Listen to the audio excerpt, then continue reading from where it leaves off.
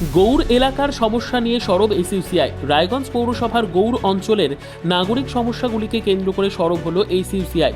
বৃহস্পতিবার দলটির রায়গঞ্জ লোকাল কমিটির পক্ষ থেকে পৌর কর্তৃপক্ষের কাছে একগুচ্ছ দাবি জানানো হয়। মূলত ডেঙ্গু ও ম্যালেরিয়া প্রতিরোধে অবিলম্বে আন্ডারগ্রাউন্ড ড্রেনেজ ব্যবস্থা চালু করার দাবি ওঠে দলের তরফে। তাঁদের অভিযোগ, এলাকা জুড়ে যত্রতত্র আবর্জনার স্তূপ, বিহাল ও ভাঙা রাস্তা, অবৈধভাবে দখল হওয়া নয়নজুলি এবং কুলিক নদীতেই যথেচ্ছ বর্জ্য ফেলা, এই সবকিছু মিলিয়ে রায়গঞ্জ শহরের পরিবেশ আজ বিপর্যস্ত। শুধু তাই নয়, সাফাই কর্মীদের বকেয়া বেতন অবিলম্বে মেটানো, শহরে মদ ও মাদক দ্রব্যের অপব্যবহারের বিরুদ্ধে প্রশাসনের কড়া পদক্ষেপ এবং একটি সুস্থ সাংস্কৃতিক পরিবেশ গড়ে তোলার দাবিও জানানো হয় এসইউসিআই কমিউনিস্টের পক্ষ থেকে। দাবি মানা না হলে আগামী দিনে বৃহত্তর আন্দোলনে যাওয়ার হুঁশিয়ারি দিয়েছে সংগঠন নেতৃত্ব। আমি এসইউসিআই কমিউনিস্ট দলের উত্তর দিনাজপুর জেলা কমিটির সম্পাদক। আচ্ছা, আজকে আপনাদের ডেপুটেশনটা কি বিষয়? আজকে আমরা রায়গঞ্জ পৌরসভার পৌর নাগরিক জীবনে যে সমস্যাগুলো হচ্ছে, এই সমস্যার সমাধানে আমরা রায়গঞ্জ পৌরসভার চেয়ারপারসনের কাছে আমরা আজকে ডেপুটেশনে এসেছি। আমাদের মূল দাবি যেটা, রায়গঞ্জে ম্যালেরিয়া, ডেঙ্গু এবং মশার প্রাদুর্ভাব ব্যাপক, যার ফলে সাধারণ মানুষ ঘরের মধ্যেও মশার অত্যাচারে থাকতে পারছে না। এর মূল কারণ হচ্ছে ড্রেনগুলো সমস্ত ওপেন এবং জল জমে যায়, সেখান থেকে জল পরিবহনের নিকাশির কোনো বন্দোবস্ত নেই। ফলে আন্ডারগ্রাউন্ড ড্রেনেজ সিস্টেমের আমরা দাবি জানিয়েছি, আমরা তুলে ধরলাম আজকে।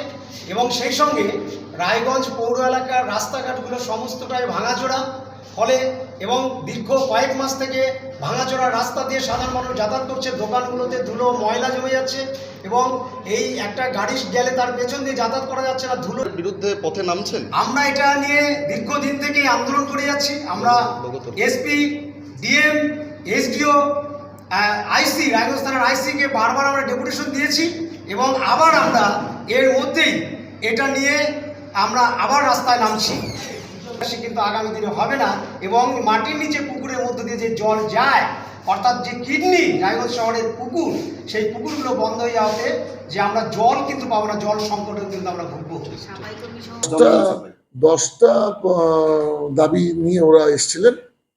তো কথা হলো, দায়বদ্ধতা ওদের কম, দাবিটা বেশি।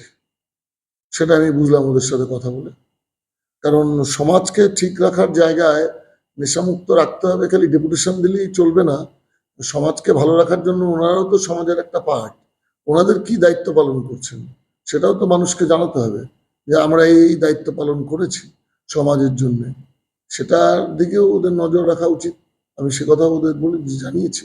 ওরা আন্ডারগ্রাউন্ড ড্রেনেজ সিস্টেম করার কথা বলেছেন, এই তো প্রচুর টাকার ব্যাপার। তো সরকারকে আমরা প্রপোজাল দেব। এটা আন্ডারগ্রাউন্ড ড্রেনেজ সিস্টেম, যেহেতু শ্মশানে যেটা আছে সেটাকে সিপিইউ বলা হয়।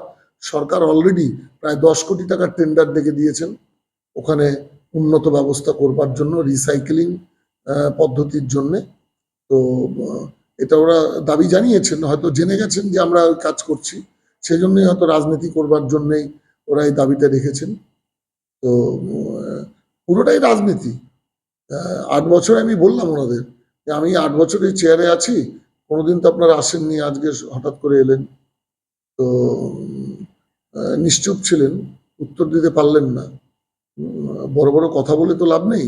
8 বছরে ওনারা আমার কাছে একদিনও আসেনি, আজকে হঠাৎ করে এলো। হয়তো 26 সালকে মাথায় রেখে ডেপুটেশন দিতে এসছে।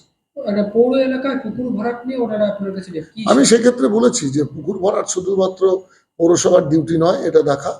তার জন্য জেনারেল অ্যাডমিনিস্ট্রেশন, পুলিশ অ্যাডমিনিস্ট্রেশন এবং বিএলআরও দপ্তর আছে, সেখানেও ওনাদের জানাতে হবে যদি কোথাও হয়ে থাকে। স্পেসিফিক্যালি বলতে হবে, সব এই আমতাবড়ি বলে কোনো কথা বলে লাভ নেই।